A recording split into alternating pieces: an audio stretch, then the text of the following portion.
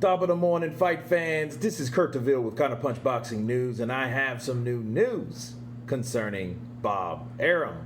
Bob Arum states that Andy Ruiz, who can't punch, KO'd Joshua in their first fight, then so can Pulev. Okay? Of course, we know Bob Arum is the CEO of Top Rank Promotions, who co-promotes heavyweight contender Kubrat Pulev. And he's confident that the boxer can put the WBO, the IBF, the WBA champion, Anthony Joshua, to sleep. Okay, Pulev, of course, is the IBF mandatory challenger to Joshua. They were scheduled to fight last month, but of course, due to the pandemic, it was not. The new date should come down in the final quarter of the year. Okay, everyone has been talking about the 2021 clash or possible clash between Anthony Joshua and Tyson Fury. Okay, now both Joshua and Fury have other engagements before they can get it on with each other. Joshua has to beat Pulev, while Fury has a trilogy fight with Deontay Wilder set December 19th. Joshua has a fight before the end of the year with my guy Kubrat Pulev, said Bob Arum, a very tough Bulgarian, and Tyson Fury has a third fight to do with Wilder. And that is not an easy fight, Arum said. So again, sure, if they come through the fights, why wouldn't they get together and do a two-fight deal, Fury and Joshua? Arum believes Joshua has a bad chin and can't take a good shot. Joshua has been dropped and rocked in past fights, but in June of 2019, huge underdog Andy Ruiz dropped Joshua 4 times, as we know.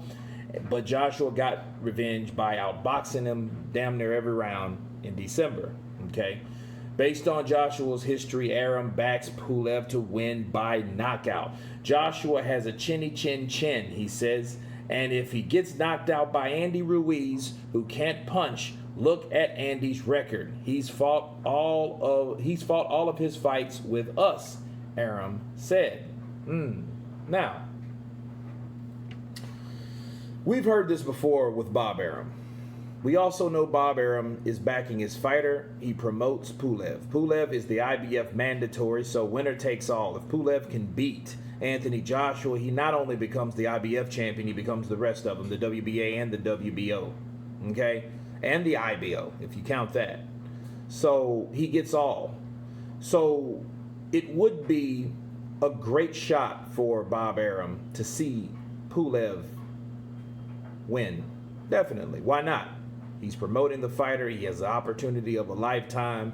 And I think he has a better opportunity than guys like Andy Ruiz. Okay? Because he's the mandatory. He doesn't have to fight Anthony Joshua again if he beats Anthony Joshua. He's just missed out.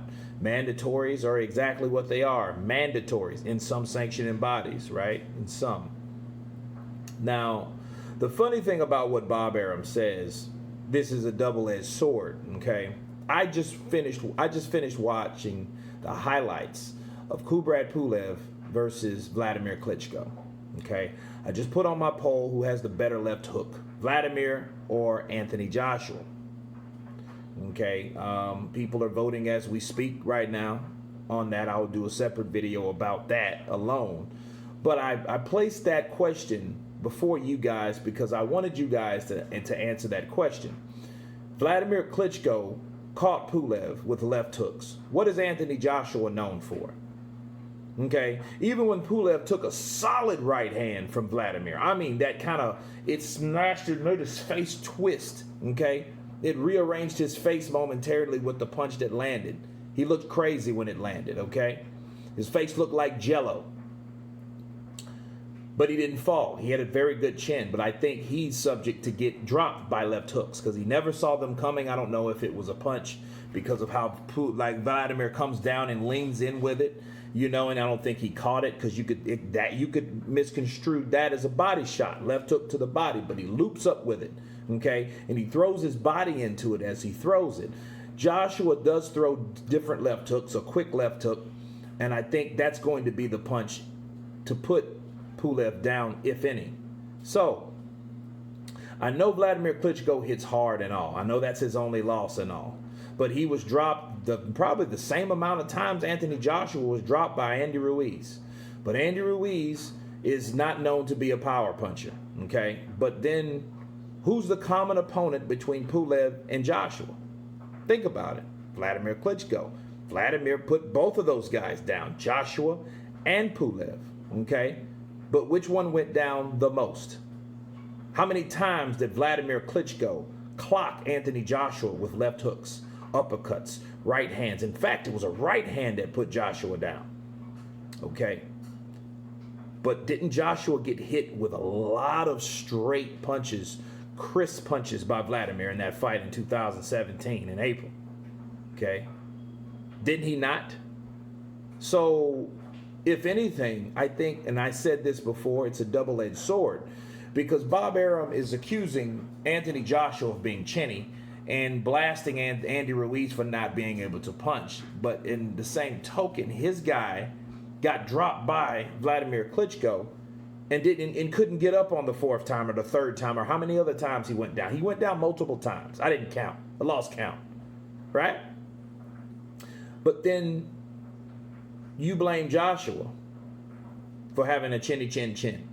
Joshua got up from that knockdown from the guy that knocked out your fighter that you backed, which is Pulev. Pulev didn't get up. Okay? Joshua took those shots. Your boy didn't. So again, shouldn't you be asking the same question about Pulev? I mean, if we're going to draw it right down the middle, shouldn't Bob Arum be like, well, to tell you the truth, Pulev got dropped by left hooks by Vladimir Klitschko, the steel hammer, and he went down, right? And one time it didn't get up. And along with having thin skin on top of that, but Vladimir Klitschko has thin skin, to be fair. But that wasn't the question. The question is Anthony Joshua chinny? Okay? I think he can go down from left hooks. You know, I think that he can be hurt like any other fighter. This is the heavyweight division.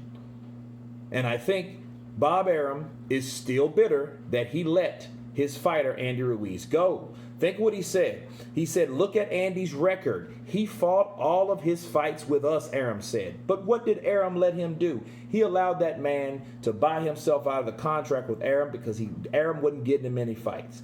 But he went on to Al Heyman, and guess what he did? He made history. So you think a guy that has the experience, the expertise, like Bob Arum would like that type of narrative to go down with a guy that he once had? Think about what I'm saying. Because I think Bob Arum hates the idea that Andy Ruiz did what he's supposed to have done, did what he did. You know, and Bob looked at Andy Ruiz as a lost cause. Okay? I'll take your money. Get the hell out of here. I don't want you anyway. You're a bum. Right? So when he did that to Anthony Joshua and he got the opportunity, first of all, you weren't going to get him the opportunity, Bob. You didn't. You didn't even want to give him any fights. That's why he bought himself out. Right? The last thing you thought this man was going to do was to get an opportunity like he got. And I know it was through strange loopholes and turns and twists, but he got the opportunity nonetheless, and he wouldn't have got it if he would have stayed with you. So of course you're going to talk shit about Andy Ruiz. You know, because you're mad that couldn't be you. But I think what Bob Arum's doing now, he's not letting any fighter go that could possibly take on and knock out Anthony Joshua, because you never know when the next fighter can hit the jackpot. Right? I mean, they're getting the jackpot anyway, but I mean, the real jackpot.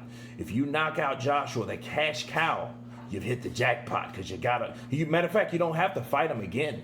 But it would be in Pulev's best interest to do so. But then Pulev could fight Fury, so we know that. But I think Bob learned a lesson with letting fighters go, and he doesn't know and see the full potential of that fighter. That's why, again, he's dogging Andy Ruiz. He's been dogging him out. He's going to continue to dog him out.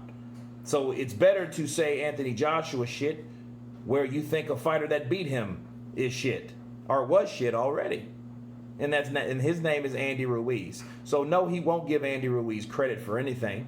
You know, Joshua did get caught with a solid punch right on the pressure point, right on the temple. If that punch would have landed with probably any other fighter would have done the same reaction. Okay, it's a pressure point. He didn't hit him square on the chin. Okay, Ruiz did. He hit him in the temple area. Okay, A lot of fighters can take headshots, but can't take chins, and vice versa. A lot of people can't take chin shots, but can catch a shot on the temple. Some fighters, are just built that way. They have those type of weak spots, that kryptonite, so to speak. And I think that's what happened to Joshua. But I can tell you this: Joshua's chin is better than Kubrat Pulev's, or his defense is. Okay, so it's either his chin or his defense. But then again, Vladimir Klitschko hit Joshua with those type shots. Okay, and Joshua didn't go down just like that, like Pulev. Pulev just down. Okay, he was falling all over the place. So I think Bob Arum, to counterpunch him, I think he really needs to really focus on his own fighters' weak places instead of Anthony Joshua's, because his own fighter by the same fight, or by the same guy that dropped them both, took his fighter out. But anyway, you guys tell me what you think about Bob Arum's statements. Of course, please subscribe. And you guys been Counterpunch. Peace.